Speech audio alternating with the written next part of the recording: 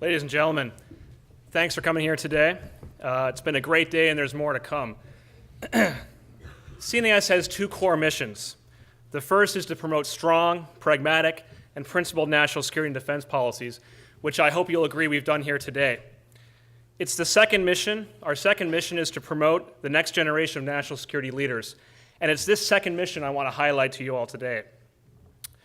Over the last 7 years, CNAS has created a number of programs and opportunities designed to grow the next generation of national security leaders. From our Joseph Nye intern program that aims to give that first formative experience to those just starting their career, to our highly competitive mid-career national security leaders program that selects 25 top emerging young leaders, Democrats, Republicans, civilian, and military, for a year-long curriculum of instruction and interaction. Last year, we were truly honored to have two former Secretaries of Defense, Robert Gates and Leon Panetta, allow us to name two fellowships in their honor, to give an opportunity for a top young Republican and a top young Democratic scholar and practitioner to be part of the CNAS team. Our Robert M. Gates Fellow is Elbridge Colby, who has over 5 years of government service in a variety of agencies. He's an influential voice on nuclear strategy and intelligence issues, and is a very active young Republican voice that you'll hear a lot from, I guarantee, in the years ahead. Our Leon E. Panetta Fellow is Dr. Daphne Rand, who came to CNAS after a distinguished service at the U.S. Senate, the State Department's Office of Policy Planning, and most recently on the National Security Council staff at the White House, and we'll all be working for Daphne someday. I certainly will be. We are proud of the role that we play at CNAS in promoting the careers of tomorrow's national security leaders. Adjusted for size, CNAS has placed a greater percentage of its young analysts into government service than any other national security think tank. So this mission is not an abstraction or an afterthought for us. It's central to who we are as an institution, and it's central to who we are as a team.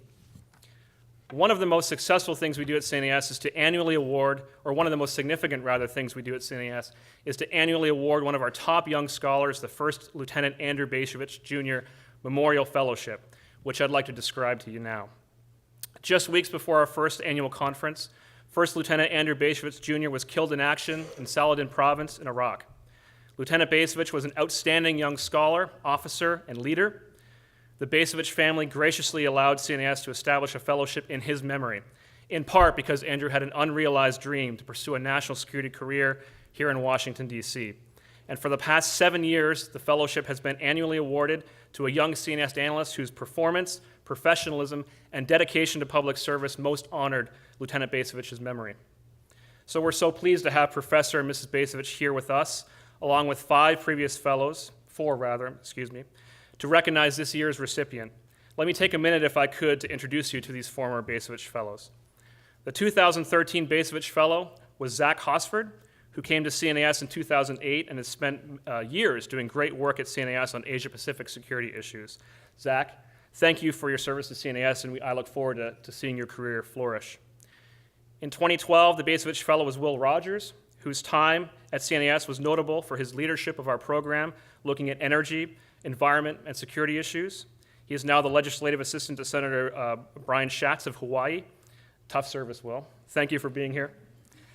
In 2011, the Bacevich Fellow was Travis Sharp, who played a key role in our work on U.S. defense strategy and planning and spending. Travis is pursuing his doctorate at Princeton and couldn't be with us here today. In 2010, the Bacevich Fellow was Brian Burton, who worked with former CNAS President John Nagel, that's tough service, and became the military legislative assistant to Senator Joe Lieberman, and he now works for Senator Amy Klobuchar from Minnesota, and he couldn't be with us today. The 2009 Bacevich Fellow was Christine Parthmore, who now works in the Office of the Undersecretary of Defense for Acquisition Technology and Logistics. Her office did critical work this year, helping field new technology that played a critical role in eliminating a great percentage of serious chemical weapons stockpile. Christine, thanks for coming. In 2008, the Bacevich Fellow was Nirav Patel, who left in 2009 to take a post at the Department of State, eventually becoming a Deputy Assistant Secretary of State, working hand in glove with another notable CNAS alum, Assistant Secretary of State Kurt Campbell, who was our co-founder and first CEO. Today, Nirav plays a critical management role running the Asia Group. Nirav, thanks for coming. In 2007, I was honored to be the first Bacevich Fellow, and like all of my peers on stage, I used the opportunity and the responsibility that came with the Bacevich Fellowship to find other opportunities to serve. And I left CNAS in 2009 and served first at the Pentagon and then at the White House for a period. Both at the Pentagon and at the White House, I placed a picture of Andrew on my desk. I would look at that picture every day, both to remind myself of those we place in harm's way and to ensure that we do so with prudence, humility, and wisdom, but also to remind myself that I have an obligation now to be the best scholar, practitioner, and man that I can be. I'm so deeply grateful to be back at CNAS to play a role in awarding this year's fellowship to a worthy young scholar. Jake Stokes graduated from the University of Missouri before coming to Washington to work at the National Security Network as a policy analyst. He came to CNAS in 2012 and has distinguished himself in two ways. First, for the work he's done on the way forward in Afghanistan, the future of defense strategy and budgeting, and U.S. policy toward the Middle East. And second, and frankly more importantly, for the way he has developed as a professional. He is committed, humble, hardworking, and prepared to dedicate his career to America's national security. We're so proud of the work he has done and will do. So in enduring recognition of Lieutenant Andrew Bacevich's exceptional commitment to the service of our nation, it's my pleasure to introduce to you Jake Stokes, the Lieutenant Andrew Bacevich Jr. National Security Fellow for 2014.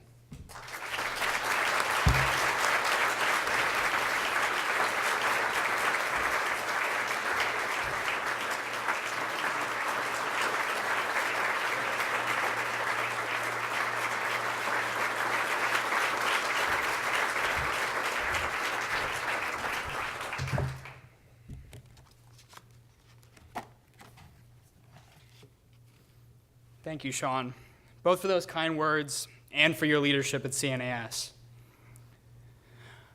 I'm both deeply humbled and profoundly honored to receive this fellowship named for Lieutenant Bacevich.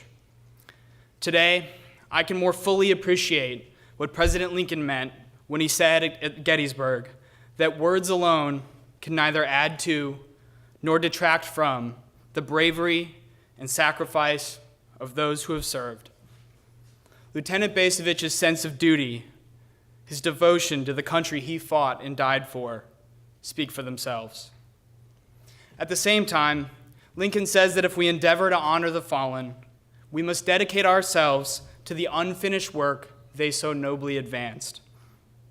To me, this means working to ensure that at least in some small way, my tenure as Bacevich Fellow advances the causes of freedom and justice, duty and patriotism, honor and integrity for which Lieutenant Bacevich gave his life. It also means being ever mindful of the gravity of the national security issues we deal with every day. I'm thankful for the trust placed in me by the CNAS leadership, in particular Michelle Flournoy, Richard Fontaine, and Shawn Brimley, and before that, Bob Work, Kristen Lord, and Nate Fick, as well as all of my colleagues at CNAS. I am also humbled to follow in the footsteps of the previous recipients of this award, some of whom are on the stage here with me today. Their work sets the highest standards for excellence. I have big shoes to fill.